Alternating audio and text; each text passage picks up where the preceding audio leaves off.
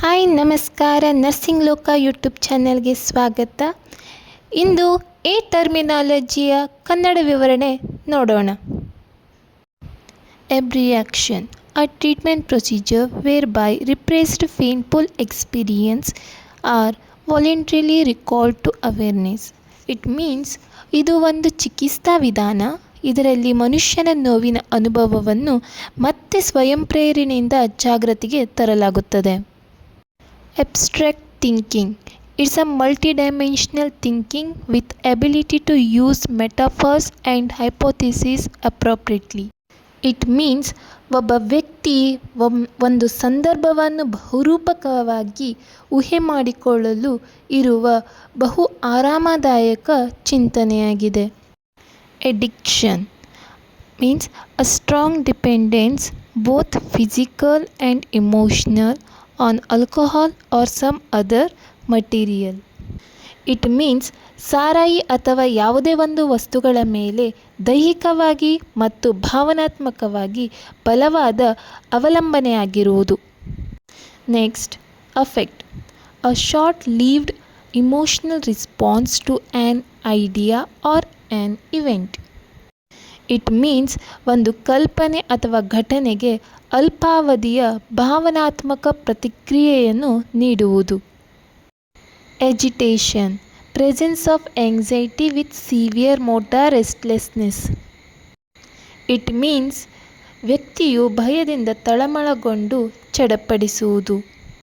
Agnosia, loss of comprehension of auditory, visual or other sensation although his sensory sphere is intact. It means ಅರಿವಿನ ಕೊರತೆ ಅಥವಾ ಗುರುತಿಸುವಿಕೆಯ ಕೊರತೆ ಎಂದು ಅರ್ಥ. ಅಂದರೆ ಒಬ್ಬ ವ್ಯಕ್ತಿಯು ತನ್ನ ಸೆನ್ಸರಿ ಆರ್ಗನ್ ಮೂಲಕ ಗುರುತಿಸಲು ಅಥವಾ ಅರ್ಥ ಮಾಡಿಕೊಳ್ಳಲು ಸಾಧ್ಯವಾಗುವುದಿಲ್ಲ. ಉದಾಹರಣೆಗೆ, ಅವರು ವಸ್ತುಗಳನ್ನು ನೋಡಬಹುದು, ಆದರೆ ಅದು ಏನು ಎಂದು ಹೇಳಲು ಸಾಧ್ಯವಿಲ್ಲ. ಅಗರೋಫೋಬಿಯಾ, fear of being in a place from which escape might be difficult.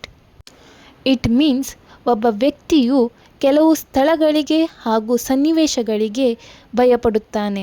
ಉದಾಹರಣೆಗೆ, ಸಾರ್ವಜನಿಕ ಸಾರಿಗೆಗಳನ್ನು ಬಳಸುವುದು ಅಥವಾ ತೆರೆದ ಸುತ್ತುವರಿದ ಸ್ಥಳಗಳಲ್ಲಿರುವುದು ಅವರಿಗೆ ಭಯವನ್ನುಂಟು ಮಾಡುತ್ತದೆ. ಅಕತೇಶಿಯಾ, motor restlessness, inability to sit still. It means ದೈಹಿಕವಾಗಿ ಸ್ಥಿರವಾಗಿರಲು ಅಸಾಧ್ಯವಾಗಿದ್ದು ಕಾಲುಗಳು ಮತ್ತು ದೇಹದ ಇತರ ಭಾಗಗಳಲ್ಲಿ ಚಲಿಸಲು ಅಸಾಧ್ಯವಾಗಿರುತ್ತದೆ. ಕೆಲವೊಮ್ಮೆ ಆತಂಕ ಮತ್ತು ಚಡುಪಡಿಕೆಗಳೊಂದಿಗೆ ಇರುತ್ತಾರೆ. Alternative medicine, practice that differ from usual traditional medicine. It means ಸಾಂಪ್ರದಾಯಿಕ ಔಷಧಿಯ ಬದಲಾಗಿ ಬಳಸುವ ಚಿಕಿತ್ಸೆಯ ಒಂದು ವಿಧಾನ. Ambivalence, the coexisting of two opposing feelings or emotions towards the same person. It means ಒಬ್ಬ ವ್ಯಕ್ತಿಯು ಒಂದೇ ವಿಷಯದ ಬಗ್ಗೆ ಎರಡು ವಿರುದ್ಧ ಭಾವನೆಗಳನ್ನು ಏಕಕಾಲದಲ್ಲಿ ಅನುಭವಿಸುವ ಸ್ಥಿತಿಯನ್ನು ಸೂಚಿಸುತ್ತದೆ. ಉದಾಹರಣೆಗೆ, ಒಬ್ಬ ವ್ಯಕ್ತಿಯು ಒಂದು ಕೆಲಸವನ್ನು ಇಷ್ಟಪಡುತ್ತಾನೆ ಮತ್ತು ಅದೇ ಸಮಯದಲ್ಲಿ ಅದನ್ನು ಬಿಟ್ಟು ಹೋಗಲು ಕೂಡ ಬಯಸುತ್ತಾನೆ. ಇದು ದ್ವಂದ್ವ ಮನೋಭಾವದ ಉದಾಹರಣೆಯಾಗಿದೆ. Amnesia, pathological impairment of memory.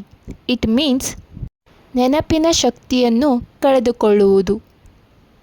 ಎನೆಡೋನಿಯಾ, inability to experience pleasure in any activity.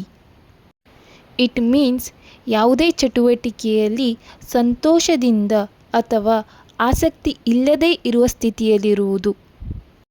Anorexia nervosa, eating disorder will have a fear of gaining weight along with a destroyed body image with the inability to their condition.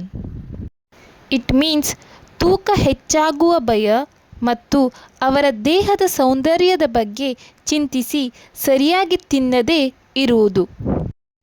ಅಪತಿ, lack of emotional feeling. It means ವ್ಯಕ್ತಿಗೆ ಆಸಕ್ತಿ ಇಲ್ಲದೇ ಇರುವುದು ಅಥವಾ ಉದಾಸೀನತೆ ಎಂದರ್ಥ. Aphasia inability to communicate through speech or writing due to dysfunction of brain. It means ಒಬ್ಬ ವ್ಯಕ್ತಿಯು ಮಾತನಾಡಲು ಮತ್ತು ಇತರರು ಏನು ಹೇಳುತ್ತಾರೆಂದು ಅರ್ಥ ಮಾಡಿಕೊಳ್ಳಲು ಸಾಧ್ಯವಾಗದ ಸ್ಥಿತಿ. ಅಪ್ರೆಕ್ಸಿಯಾ inability to carry out normal activities despite intact motor function. It means ಒಬ್ಬ ವ್ಯಕ್ತಿಯು ಉದ್ದೇಶಪೂರ್ವಕವಾಗಿ ದೈನಂದಿನ ಕೆಲಸವನ್ನು ಮಾಡಲು ಸಾಧ್ಯವಾಗದ ಸ್ಥಿತಿ. Autistic thinking preoccupations totally removing a person from reality.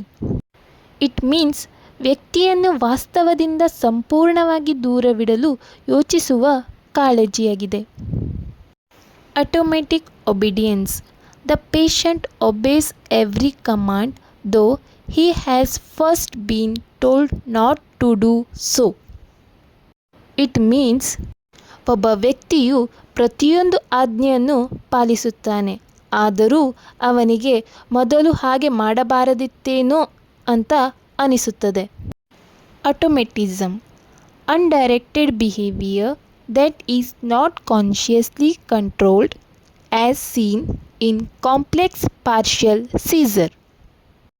It means ಆ ವ್ಯಕ್ತಿಗೆ ಅರಿವಿಲ್ಲದೆ ನಡೆಯುವ ಒಂದು ಕ್ರಿಯೆ, ಅಂದರೆ ಉದಾಹರಣೆಗೆ ನಿದ್ರೆಯಲ್ಲಿ ನಡೆಯುವುದು. Evolution lack of motivation. It means ಒಬ್ಬ ವ್ಯಕ್ತಿಯು ಉದ್ದೇಶಪೂರ್ವಕವಾಗಿ ಯಾವುದೇ ಗುರಿ ಮುಟ್ಟುವ ಕೆಲಸ ಮಾಡದೇ ಇರುವುದು. Next video B and C terminology. Thank you for watching. Please do like, share, comment and subscribe.